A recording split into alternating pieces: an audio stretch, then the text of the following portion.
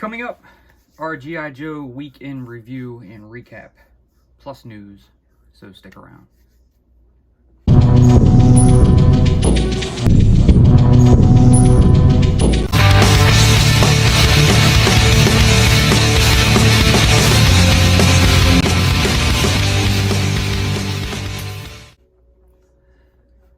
Hey, what's up guys? It's Phil from Crossfire Collectibles. Happy Friday. So we're gonna go ahead and, for our day 7 of G.I. Joe week, we're gonna go ahead and end it with a recap, review, and news for the week regarding any G.I. Joe related items. So we'll go ahead and start off with the recap of our figures that we did this week. So I got them in order, how I'm ranking them, starting by the right side. So we got number 73 Torpedo, 72 Copperhead, 70 Shipwreck, 71 Rock and Roll, 62 Bazooka, and 69 we have 2 Arctic Bats here. I was really hoping to have gotten Scrap Iron, but I did call GameStop, and due to the delay, you know, from 4th of July weekend, and I guess everybody was off, plus all the other, I guess, rushed orders they were trying to push out. Scrap Iron's probably not shipping till next week, so we'll have that review up for you next week. As far as the Arctic Bats go, I did get them from GameStop. I had actually ordered a extra Crimson Bat with them, but unfortunately they sent me a Crimson Guard. So I took that back to a store today to try to see if they had anything, you know, worth of trading for it. Unfortunately, the first store, they only had some older figures I wasn't interested in. And then the second store, I went ahead and just did the trade-in, and I grabbed a couple Star Wars figures while I was there. I grabbed a Vintage Collection Deluxe Dark Trooper and Dr. Aphra from the Black Series. So I'll get reviews for them too when I'm ready to do the next Star Wars week. But moving on, we'll go ahead and bring up some pictures, and we'll go over the news that we got this week. But first, if you're new to the channel, please be sure to like, share, and subscribe for future content. Walmart Collector Con. So we got an announcement of 3 new figures that are going to be joining the ranks of the Classified series. We have Jody Shooter Craig, the Mole Rat, and the Crimson Alley Viper. Crimson Alley Viper, I don't know why they're going with that name. You know, they should have just called it, you know, the Urban Alley Viper, or, you know, A Pursuit of Cobra. Something to do on the lines of the Pursuit of Cobra wave, because it is the same figure. You know, it's got the same paint job, same designs in the shield, all that good stuff. So I'm looking forward to him. Shooter, awesome. That's probably going to be a quick sellout if you're asking me personally. But she looks great. Can't wait to add this figure to the set. It's Night Force too, so you know they're continuing with the Night Force stuff. And yeah, it looks like she's going to be an amazing addition to the Classified series collection. And then your Mole Rat. I believe this was originally supposed to be their variation of a Zombie Viper when they brought the name up. I remember seeing the name drop of a Zombie Viper that was coming, but I'm assuming this is probably it. These are supposed to be miners that got corrupted by Dark Energon, so you can see they're doing a little G.I. Joe Transformer crossover with the Classifieds now, with introducing Dark Energon. It can also be seen on other figures, arts, or you know, just the cover pictures, I guess you want to say. You can see it with Big Ben, you know, and a bunch of others. So that's neat. I'm gonna grab 2 of them just to have them. I wasn't really pressed on seeing them, you know, introduced. Moving on, we're gonna go down to PulseCon. So we still have yet to get an official announcement with some pictures of the Crimson Strike team.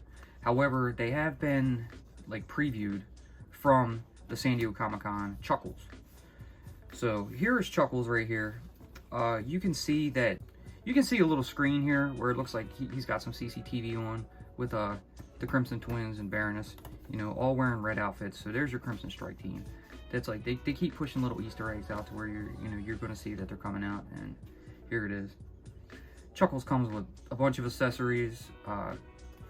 That's pretty cool. With I still don't think they put a price point on him yet, but I'm guessing he'll probably be in the $35 to $40 range. He does have this alternate head. I'm not a fan of, especially with that goofy smile. But you know, it's Chuckles, so you can't complain about that one. Alright, going on with more SDCC stuff, we have some Super 7 reveals here. And first up, this will be the City of the Dead 6-figure set. Now this is cool. I'm showing this. I don't collect the reaction figures, but it's still neat that they're you know, dipping into some of the old cartoons and episodes, bringing out some stuff that we haven't seen before. I think it's really neat. You see, you got 4 of the statue sentinels, guards, whatever they are, and then 2 of those undead warriors. Or I'm sorry, I don't know their names. I don't remember them. More from reaction. You got a Python Patrol Cobra Trooper. And of course, you have a, I guess they're calling it Super Cyborg Snake Armor. Now this is really cool. I don't know. I may actually pick this up to see if the Snake Armor is compatible with modern Joes. Just looking at the inside of it, you know how detailed it is. Even when they remade the Snake Armors for Rise of Cobra, you know, they were all black, but they didn't have all this you know, electrical gadgets and circuitry inside, which is really neat. So I may end up picking one of those up. I don't think they'll be, you know, super expensive after, you know, in the aftermarket, but it might be worth a shot grabbing 1 or 2, depending how I'll try 1 first and see how it looks, but it's a definite maybe I might pick up. All right, moving on to the Ultimates from Super 7. We have a reveal of a Jackal design, I guess I think they're calling it, Destro, and a red suit Baroness. So for you Ultimates collectors, there's 2 more coming, San Diego Comic-Con exclusives. And then finishing this out, we'll talk about the HasLab. So the HasLab Dragonfly, which it's been funded, it's good to go. Our first tier with the Night Force Ripcord, you know, we've got that. Just yesterday, the Galenda figure was unlocked, so that's cool. And we also got news earlier this week that the 3rd tier, if we can make it to 19,000, will be the Night Force Crazy Legs. Now, I'm noticing that this isn't even really a digital render. So much of it they did with the His tank, you know, you see they're going to announce a Cobra Commander, you know, on a retro card, and that was just, you know, some whipped up art. But there was no digital render until later, and so I don't think they were planning on making it to, you know, the 3rd tier for the Dragonfly, which is a shame, but I'd have backed it either way, regardless if we hadn't even hit the 1st tier. So it's just cool to get the Dragonfly. So Crazy Legs, obviously you know that they're going to have another one coming out, especially what they're going to try to include a Night Force Crazy Legs with this set. It'd be nice to get them with the HasLab, but if we don't get it, you know, it's no big deal to me. But I would still like to get it.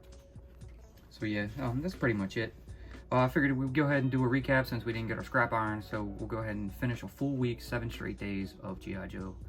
And that'll wrap this one up. So that's going to do it for this one. If you guys like this video, please leave a giant thumbs up, subscribe, tickle that bell so you're notified when we post future videos. Be sure to follow us on social media, and we'll see you in the next one. Peace.